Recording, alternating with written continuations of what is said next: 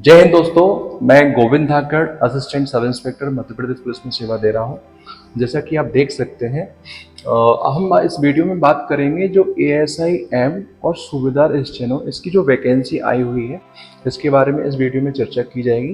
बनना है post code, post preference क्या बनना है जब फॉर्म भरेंगे तब। बात करते हैं इनकी कितनी वैकेंसी आई हैं। तो जो सूबेदार स्टेनो की है उसकी टोटल 100 वैकेंसी है, उसमें से 90 वैकेंसी है जो सामान्य शाखा है उसमें रहेगी। सामान्य शाखा पीएचक्यू का ही एक शाखा है, तो पीएचक्यू में आपको ज्वाइन करवाएंगे और उसके बाद वहां से आपको जिला अलॉट कर देंगे। तो पहला आपको पीएचक्यू बुलाया जाएगा, अगर आपकी नियुक्ति होती है तो फिर आपको जिला अलॉट करते हैं, है ना।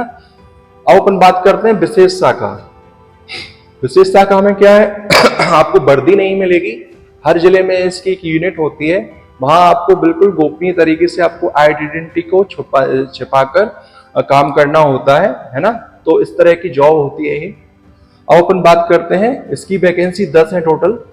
सहायक उप निरीक्षक की, सहायक उप निरीक्षक की जो सामान्य शाखा है ये पुलिस मुख्यालय में भर्ती होगी, मतलब ज्वाइनिंग होगी इसमें। और इसके अलावा फिर इस वाले में क्या है, एएसआई सामान्य शाखा से आप भरते हैं तो पीएचक्यू में ही आपको काम करना पड़ेगा, उसके बाद आपको जिला अलॉट नहीं होगा। जैसे कि सूबेदार स्टेनो में सामान्य शाखा भरेंगे तो वहां पर क्या है, पहली नियुक्ति तो पीएचक्यू में हो जाएगी, लेकिन उसके 10 से 15 दिन बाद आपको जिला अलॉट कर देंगे, जहां भी जगह खाली होगी वहां आपको भेज दिया जाएगा। लेकिन सहायक उप निरीक्षक में ऐसा नहीं है।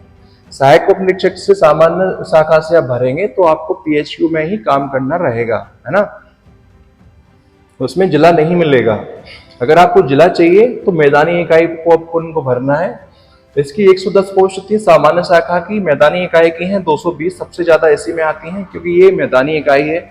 जिले में जितनी भी पुलिस की यूनिट होती हैं वो सभी मैदानी इकाई में आती हैं। जैसे मेरा गृह जिला गुना है तो उसमें एसपी ऑफिस है और बटालियंस है, तो इन दोनों में आप मैं ज्वाइनिंग ले सकता हूँ, ठीक है। अब सहायक उप निरीक्षक विशेष शाखा, जैसा मैंने बताया था कि हर यूनिट में विशेष शाखा होती है, स्पेशल ब्रांच बोलते हैं जैसे। इसमें गोपनीय काम होता है, अपनी आइडेंटिटी छुपाने रहती है, बिल्कुल गोपनीय तरीके से काम चलता है, इस कारण से वर्दी भी नहीं मिलती है इसमें, ठीक है। इसकी वैकेंसी है 55 एएसआई के लिए। अब मैं बात करूं अनुसचिवीय जो एएसआई अपराध अनुसंधान विभाग, मतलब कि सीआईडी, क्राइम इन्वेस्टिगेशन डिपार्टमेंट, जिसकी जो हेडक्वार्टर है वो भोपाल में है। और इसके अलावा संभाग लेवल पर इसके हर एक संभाग में यूनिट है, और कोई बड़ा जिला है उसमें भी इसकी एक एक यूनिट होती है। तो अगर इससे आप फॉर्म भरोगे तो जहां इसकी यूनिट है वहां आपकी पोस्टिंग हो जाएगी, ठीक है। हर जिले में सीआईडी का ऑफिस नहीं होता है, जो बड़े जिले होते हैं और संभाग लेवल पर इसकी पोस्टिंग होगी, और हो सकता है इसका हेडक्वार्टर भोपाल में है तो वहां भी हो जाए। तो ये मैंने इनका जो पोस्ट प्रेफरेंस कैसे भरना है वो मैंने बता दिया है। यहाँ पे आपको ध्यान रखना है कि सूबेदार सामान्य शाखा भर रहे हो ना, इसका मतलब ये है कि आपको पीएचक्यू में नियुक्ति दी जाएगी, उसके 10 से 15 दिन में आपको जिला अलॉट कर दिया जाएगा जगह के हिसाब से कि किस जिले में ये स्टेनो की वैकेंसी खाली है, तो उसके हिसाब से आपको जिला मिल जाता है सूबेदार स्टेनो के लिए।